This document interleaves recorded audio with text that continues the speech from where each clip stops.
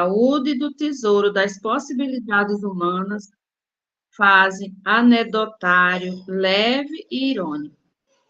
Ao apagar das luzes terrestres, porém, inabilitados à movimentação no campo da fantasia, revoltam-se contra a divindade e precipitam-se em abismo de desespero. São companheiros e vigilantes que ocuparam o santuário do espírito com material inadequado, absorvido pelas preocupações imediatistas da esfera inferior, transformaram esperanças em ambições criminosas, expressões de confianças em fanatismo cego, aspirações do alto em interesses da zona mais baixa. Debaldo se faz ouvir a palavra delicada e pura do Senhor, no santuário interno, quando a criatura, obcecada pelas ilusões do plano físico, perde a faculdade de escutar. Entre os seus ouvidos e a sublime advertência, erguem-se fronteiras espessas de egoísmo cristalizado e de viciosas aflições. E pouco a pouco, o Filho de Deus encarnado na Terra, de ricos de ideais humanos e realizações transitórias, passa a condição de mendigo de luz e paz na velhice e na morte. O Senhor continua ensinando e amando, orientando e dirigindo, mas porque a surdez prossegue sempre, chega ao seu tempo as bombas renovadoras do sofrimento, convidando a mente desviada e obscura à descoberta dos valores que lhes são próprios, reintegrando-a no santuário de si mesmo, para o reencontro sublime com a divindade. Que assim seja, meus irmãos. E agora eu passo a palavra ao Gils para fazer a nossa oração da noite de hoje. Seja bem-vindo, meu irmão. Mais uma vez, boa noite a todos. Paz e luz para todos nós, tranquilamente no dia a dia. E pedir ao Pai que o amanhã seja melhor do que hoje. Hoje eu vou fazer um Pai Nosso aramaico.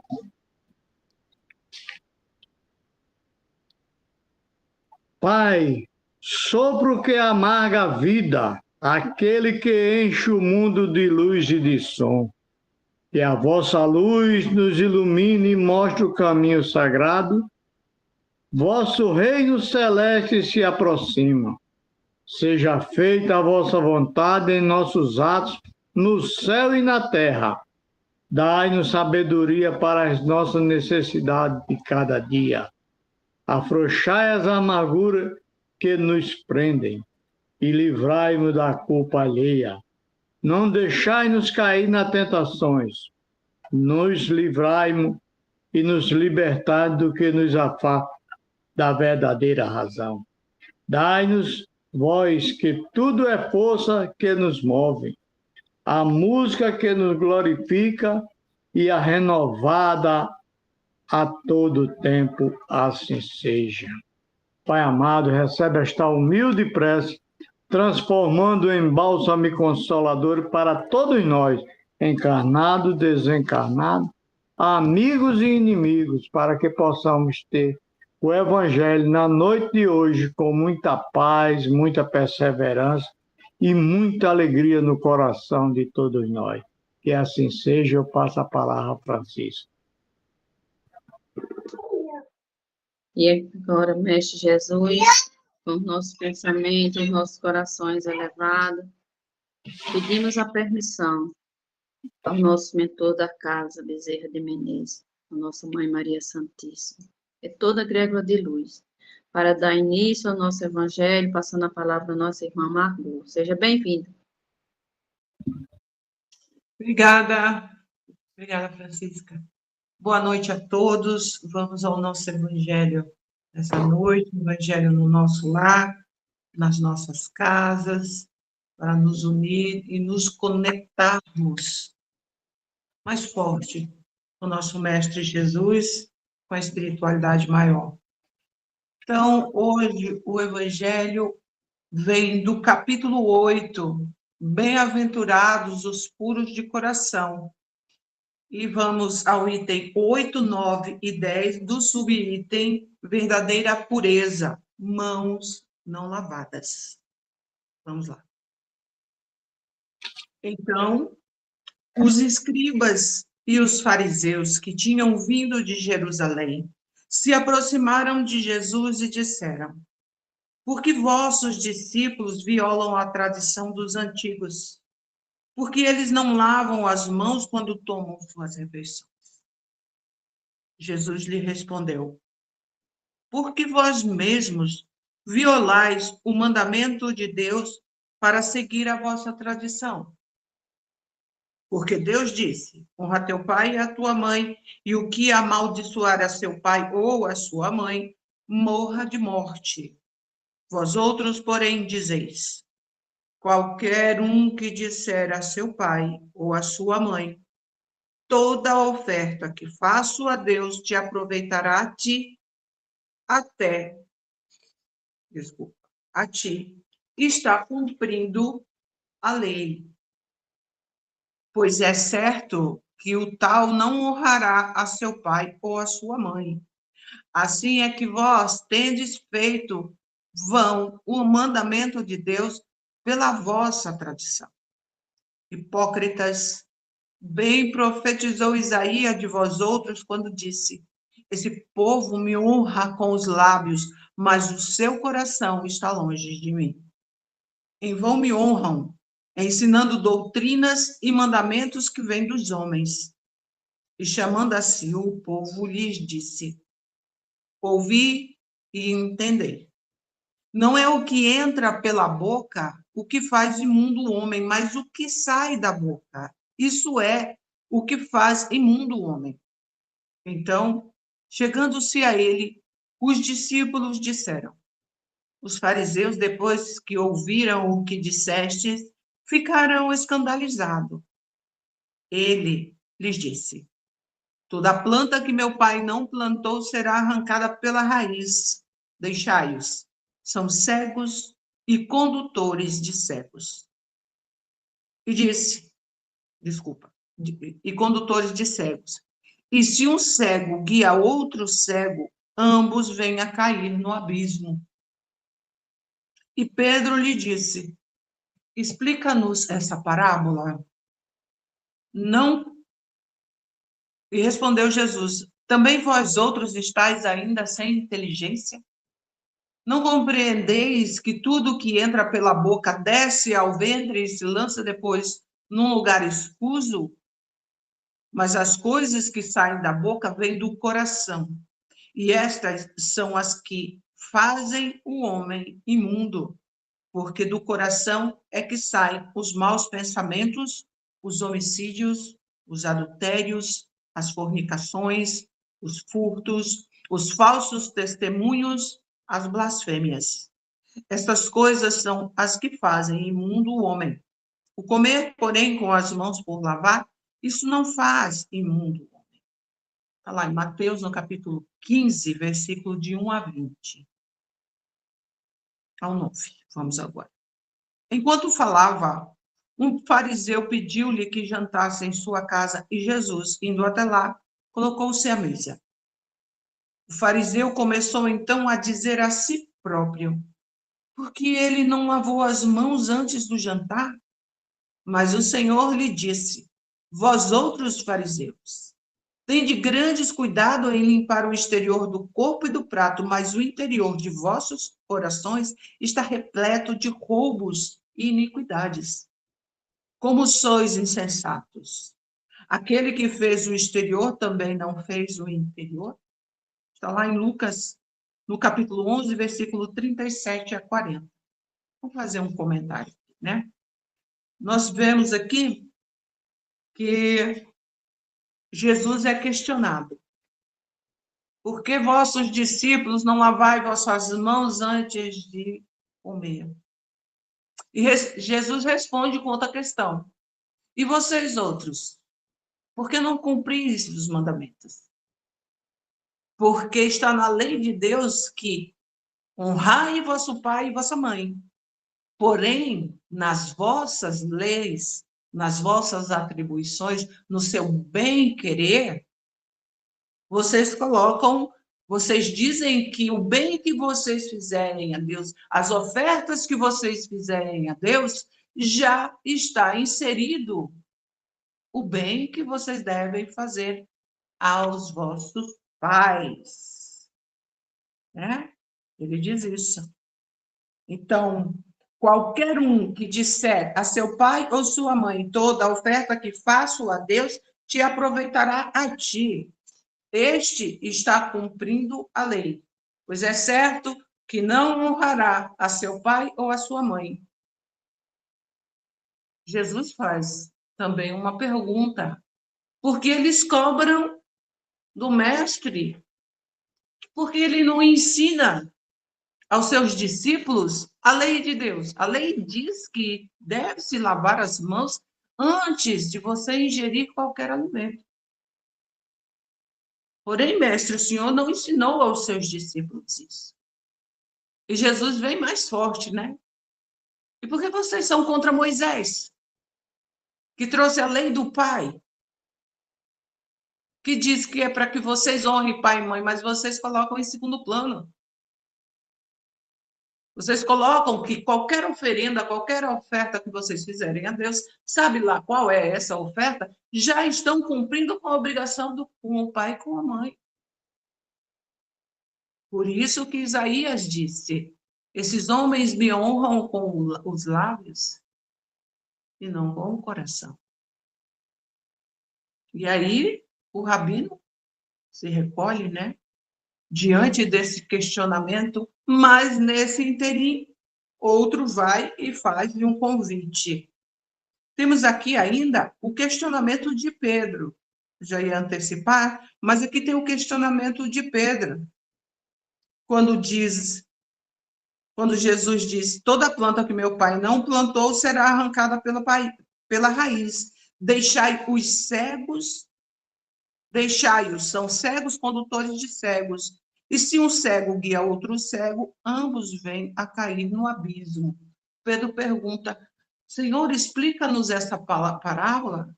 E Jesus ainda questiona Pedro, diga aí, peraí, qual é o seu problema?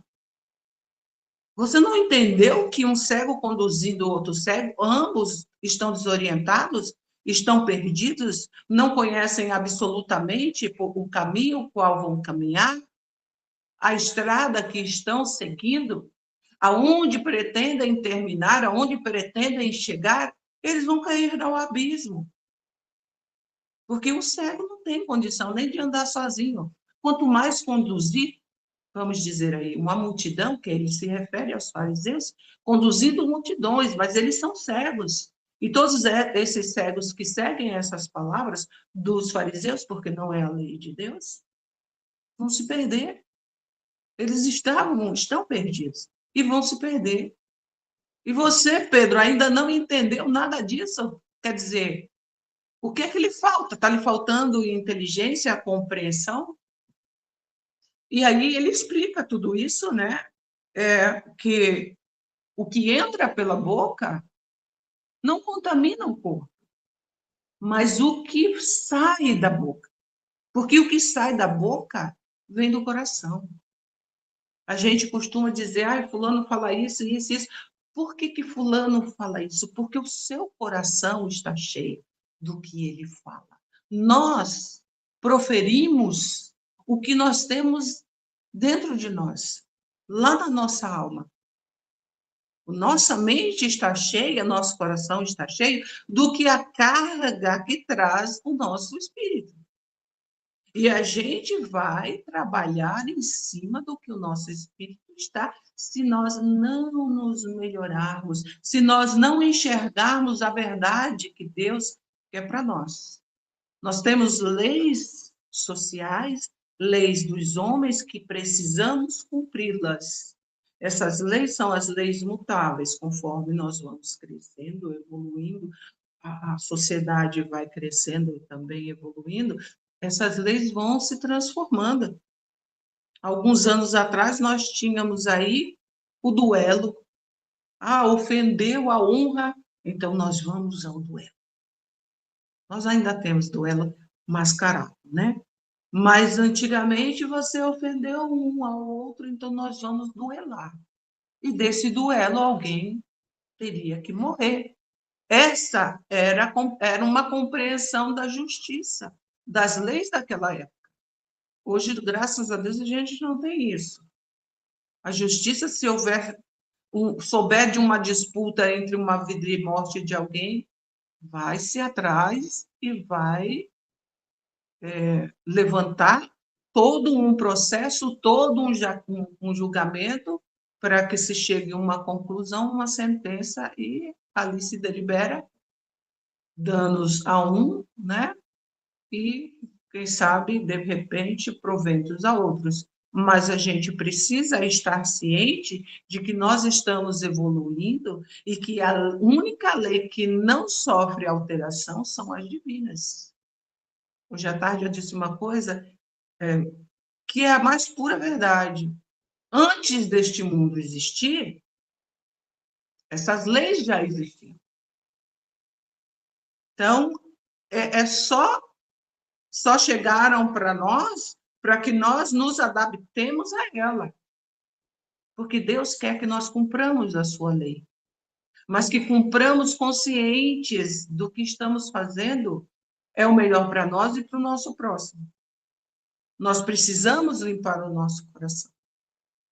Porque se nós temos um coração cheio de ódio, cheio de vingança, de maledicência, o que é que nós vamos ofertar no nosso caminhar nessa encarnação a nós mesmos? E o que nós estamos ofertando ao outro? Então, tudo que nós proferirmos são palavras. Nós sabemos que hoje as palavras, elas tomam um corpo, mais do que nunca. Nós estamos assistindo a força, ao poder que as palavras têm, e elas estão tomando corpo.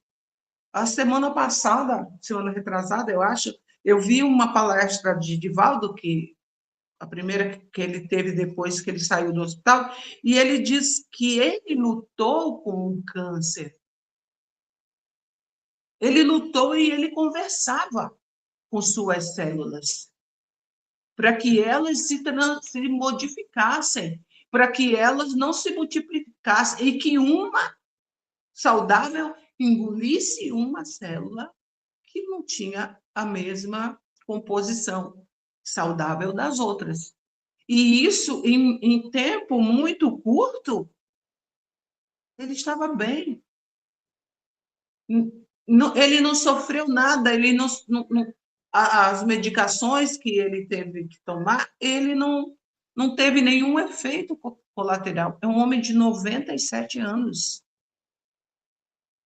Era para ter sentido pelo menos um enjoozinho, algo assim. Mas não, o diálogo, a sua concentração, a sua mentalização, o poder que a palavra tem sobre nós e sobre o outro. Eu coloquei essa semana para alguns de nós um vídeo que está novamente rolando na internet de um pesquisador japonês, onde ele pega um copo e ali ele profere algumas palavras. E estas palavras transformam a molécula da água.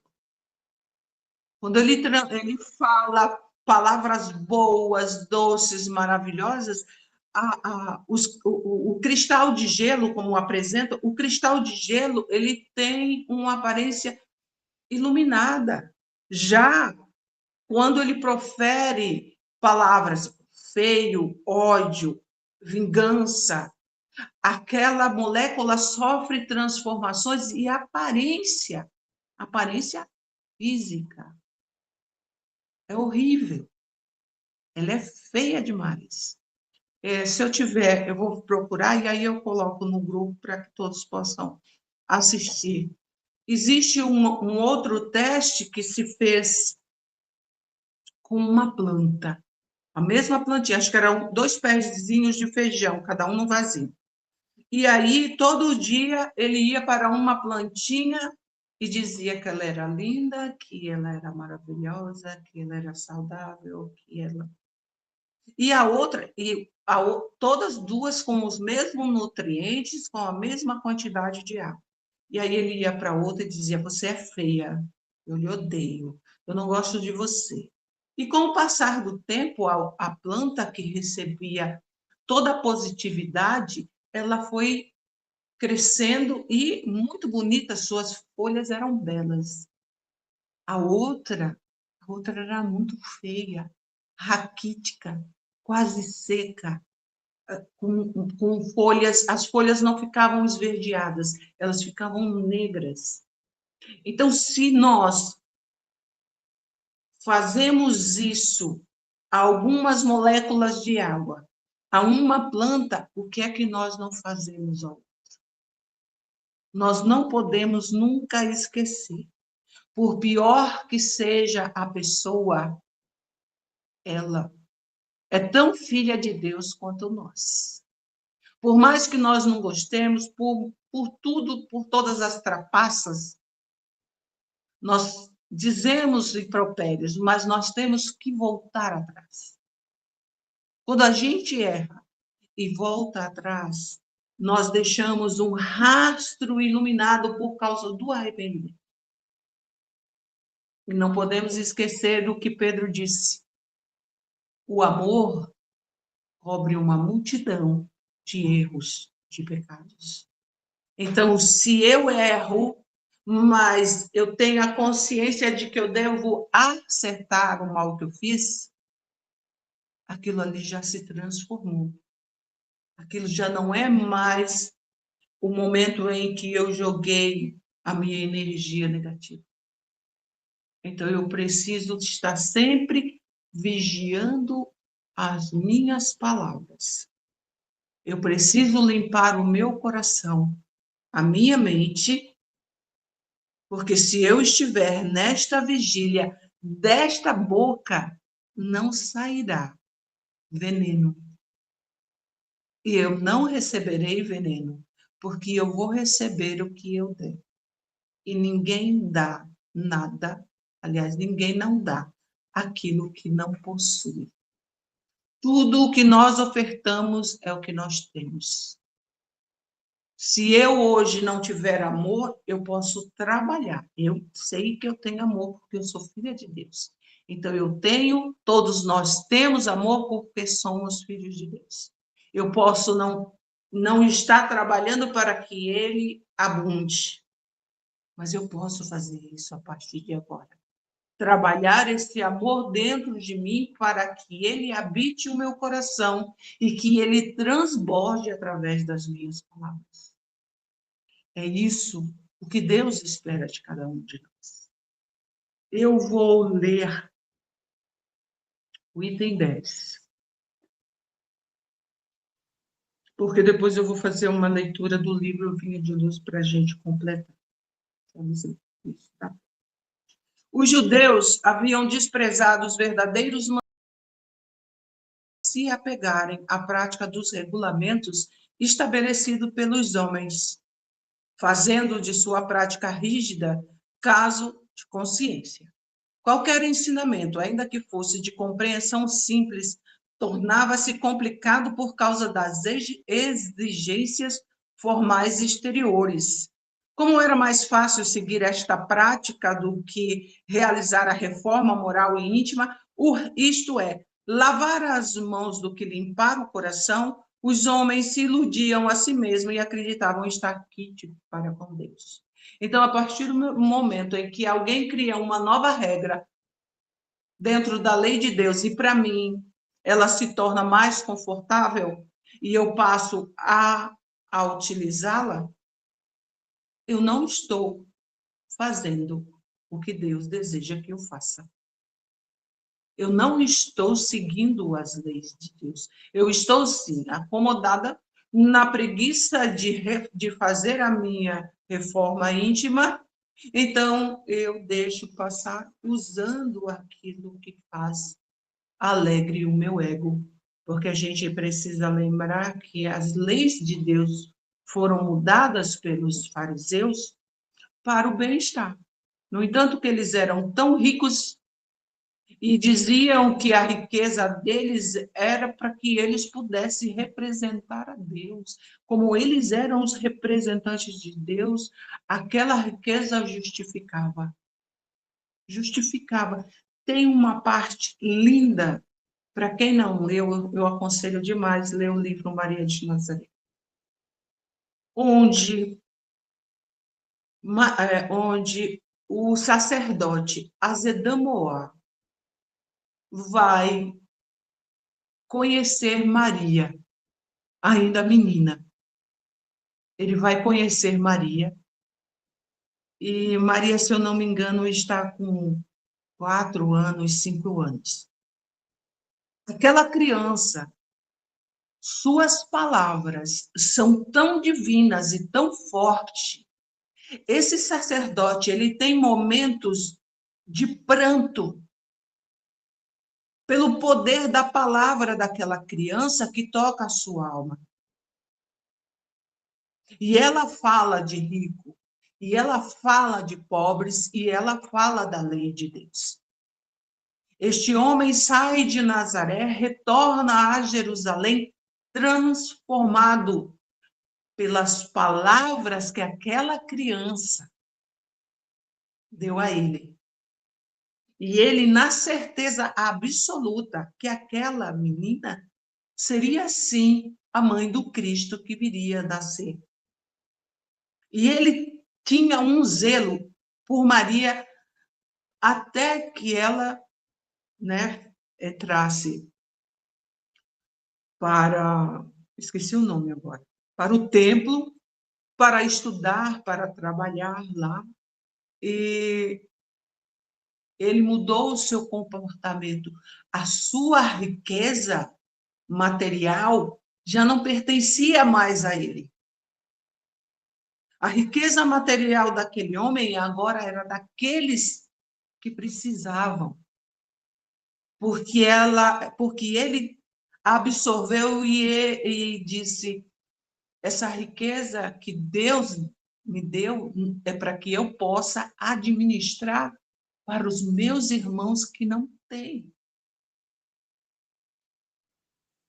O poder que existe da palavra de Deus dentro de nós, ela só vai surtir efeito se nós a absorvermos e a colocar em prática. Não adianta ter o conhecimento. Não adianta ter o estudo e se aprofundar se nós não usarmos o nosso conhecimento, se nós não colocarmos em prática. Porque a cada dia que nós colocarmos em prática, nós vamos nos transformar. Nós vamos nos iluminando, como aconteceu com Paulo de Tarso. Antes dele desencarnar, pouco tempo antes, ele diz: não sou eu que vivo mais, mas é o Cristo que vive em mim. E nós precisamos que o Cristo viva em nós. Nós precisamos colocar os ensinamentos da vontade de Deus dentro de nós, para exercitando a nossa reforma íntima, para que nós possamos andar na estrada do Mestre. Para nós deixarmos de ser cegos, ou sermos conduzidos por cego, ou estarmos conduzindo outros tantos cegos, e todos nós irmos para o abismo. Nós precisamos exercitar o amor. Essa semana eu peguei um post que dizia assim: não grite, né? Não grite, não brigue, silencie. É assim que você aprende a ser melhor. Então, se a gente já não grita dentro de casa com os nossos, se a gente já não briga em casa com os nossos, se a gente consegue silenciar com os nossos, nós estamos aprendendo e enxergando, vendo que ali existe alguém doente. E se eu estou sadia em Deus, se eu estou permitindo que o Cristo venha viver em mim, eu não vou acusar o outro de doente, mas eu vou trabalhar de uma forma ou de outra para auxiliar aquela pessoa doente. E assim será aonde nós formos, aonde nós frequentarmos, com quem nós estivermos. O poder da palavra é muito grande, mas o poder do silêncio é imenso. Eu vou fazer uma leitura, tem só 3 minutos, de uma passagem aqui do livro Vinho de Luz. E o título é a mensagem 97, o título é O Verbo Criador. Mas o que sai da boca procede do coração, e isso contamina o homem. Palavras de Jesus, está lá em Mateus, no capítulo 15, versículo 18. O ensinamento do mestre sob o véu da letra consubstancia a profunda advertência. Indispensável cuidar do coração como fonte emissora do verbo, para que não percamos a harmonia necessária à própria felicidade. E essa felicidade, ela é uma felicidade física e é uma felicidade espiritual. O que sai do coração e da mente pela boca é força viva e palpitante, envolvendo a criatura para o bem ou para o mal, conforme a natureza da emissão. Do íntimo dos tiranos, por esse processo, originam-se o movimento inicial da guerra, movimento destruidor que torna a fonte em que nasceu, lançando ruínas e aniquilamento. Da alma dos caluniadores partem os venenos que atormentam espíritos generosos, mas que voltam a eles mesmos, escurecendo-lhes os horizontes mentais. Então, aqueles caluniadores perturbados, eles proferem o que eles quiserem para aquele que já está conhecedor de si, conhecedor das leis de Deus, praticando o bem a si e ao próximo. Então, aquilo não o atinge. A vibração dele está lá em cima. E o mal passa por baixo e volta para o próprio que emitiu tais palavras. Do coração dos maus, dos perversos e dos inconscientes surgem, através do poder verbalista, os primórdios das quedas, dos crimes e das injustiças. Todavia, tais elementos perturbadores não se articulam debalde para os próprios autores, porque dia chegará em que colherão os frutos amargos da atividade infeliz a que deram impulso. Assim também, a alegria semeada por intermédio das palavras salutares e construtivas cresce e dá os seus resultados. O auxílio fraterno espalha benefícios infinitos e o perfume do bem, ainda quando derramado sobre os ingratos, volta em ondas invisíveis a reconfortar a fronte que emite. Então, ele diz, tudo que a gente lança, tudo que eu desejar ao meu próximo, tudo que eu falar ao meu próximo, vai até ele e volta também. O ato de bondade é invariável força benéfica em derredor de quem o mobiliza. Há imponderáveis energias edificantes em torno daqueles que mantêm viva a chama dos bons pensamentos a iluminar o caminho alheio por intermédio da conversação estimulante e sadia.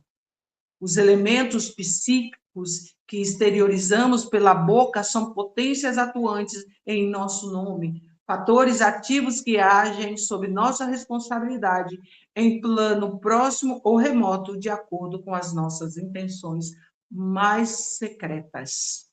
É imprescindível vigiar a boca, porque o verbo cria, insinua, inclina, modifica, renova ou destrói por dilatação viva de nossa personalidade.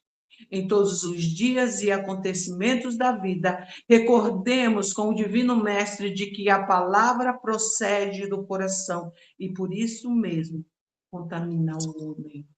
Então vamos nos contaminar de coisas boas. Vamos contaminar o nosso próximo doente ou sadio com palavras e pensamentos bons. Nós precisamos usar do amor. Por menor que ele seja em nós, ele é amor. E nós precisamos transformar o mundo com palavras e pensamentos bons. Eu vou agora à nossa prece, agradecendo em primeiro a Deus, a Jesus, a Maria Santíssima, a doutor Bezerra, a toda a falange espiritual, por essa oportunidade de nós estarmos juntos num evangelho que é para nós, que é para os nossos lares, para os nossos filhos, para os nossos pais, para os nossos amigos e também para aqueles que não são amigos, porque eles também precisam de Deus. Para os nossos vizinhos, a nossa cidade, o nosso país, o nosso planeta. Que as bênçãos divinas do nosso Pai, do Mestre amado Jesus e de Maria Santíssima desça sobre cada um de nós e todos que estão em nossos lares e nos lares de nossos corações. E assim, irmãos, eu digo, Ave Maria, Senhora do amor que ampara e redime. Ai do mundo, se não for a vossa missão sublime. Cheia de graça e bondade, é por vós que conhecemos a eterna revelação da vida em seus dons mais supremos. O Senhor é sempre convosco, mensageira da ternura, providência dos que choram nas sombras das desventuras. Bendita sois vós, Rainha, estrela da humanidade, rosa mística da fé e lírio puro da humanidade. Entre as mulheres sois vós, a mãe das mães desvalidas, nossa porta de esperança e anjo de nossas vidas. Bendito o fruto imortal da vossa missão de luz, desde a paz da manjedoura, as dores além da cruz. Assim seja para sempre, ó divina soberana, refúgio dos que padecem, nas dores, na luta humana. Ave Maria, Senhora do amor que ampara e redime. Ai do mundo, ai de nós, se não fosse o vosso amor, minha mãe, por cada um de nós.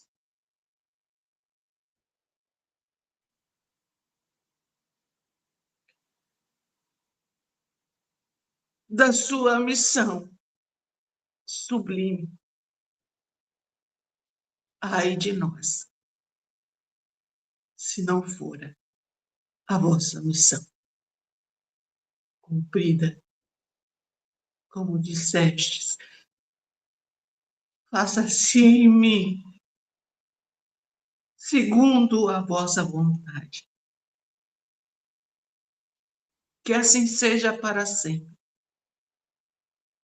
Na glória de nosso Pai, que sejamos um pouco de Maria e que aceitemos tudo o que nos ocorre, tudo o que nos acontece, acatemos, porque é a vontade de nosso Pai.